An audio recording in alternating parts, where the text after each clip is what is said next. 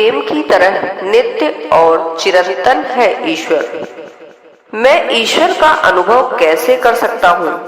इस अनुभव के बिना जीवन का क्या उद्देश्य है? क्या मैं जीवन को सीधे साधे समझ सकता हूँ अथवा मुझे अपने जीवन को अर्थ प्रदान करने के लिए किसी तत्व का अनुभव करना होगा? क्या यह तत्व प्रेम होगा? क्या प्रेम ईश्वर है या फिर ईश्वर का ही एक रूप है? यह प्रश्न जितना सीधा है उतना ही पेचीदा भी है। बात करते हैं जीवन की। क्या है हमारा जीवन? वह क्या है जिसे हम अपना अस्तित्व कहते हैं? दार्शनिक रूप से नहीं, सहज रूप से देखें तो यह सुख और पीड़ा के अनुभवों की श्रृंखला है।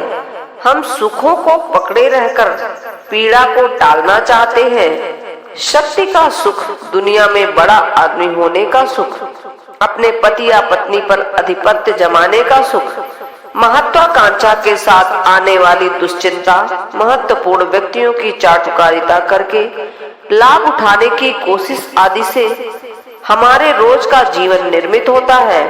मतलब यह है कि जिसे हम जीवन कहते हैं वह ज्ञात के क्षेत्र के भीतर स्मृतियों की श्रृंखला है, और यदि मन ज्ञात से मुक्त न हो तो ज्ञात समस्या बन जाता है।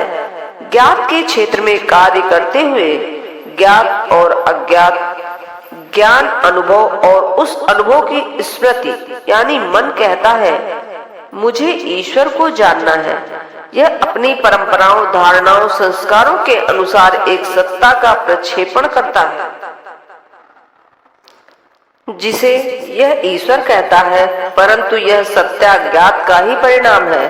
वह अब भी समय क्षेत्र के भीतर ही है। जब मन ज्ञात से पूरी तरह मुक्त होता है तभी आप स्पष्टता, सच्चाई और यथार्थ अनुभव के साथ पता लगा सकते।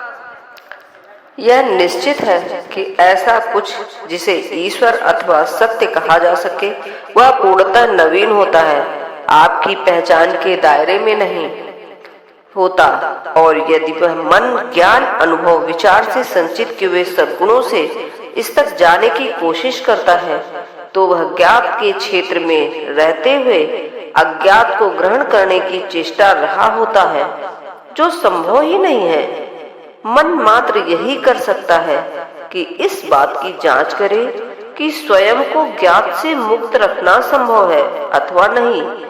ज्ञात से मुक्त होना तो अतीत के सारे प्रभावों, परंपरा के सारे भार से मुक्त हो जाना है। मन अपने आप में ज्ञान की ही उपज है। इसे समय द्वारा यह मैं और यह मैं नहीं के रूप में गढ़ा गया है, जो द्वैत का द्वंद्व ही अब ज्ञात चेतन स्तर पर और अचेतन में भी पूरी तरह समाप्त हो जाता है। मेरा कहना है, और यह बात मैं केवल सिद्धांततः नहीं कह रहा हूँ कि इसका समाप्त होना संभव है, तब आप कभी नहीं पूछेंगे कि ईश्वर है अथवा नहीं, क्योंकि ऐसा मन अपने आप में ही अपरिमेय होता है, क्योंकि ईश्वर भी प्रेम की भांति नित्य, चिरंतन और शाश्वत है।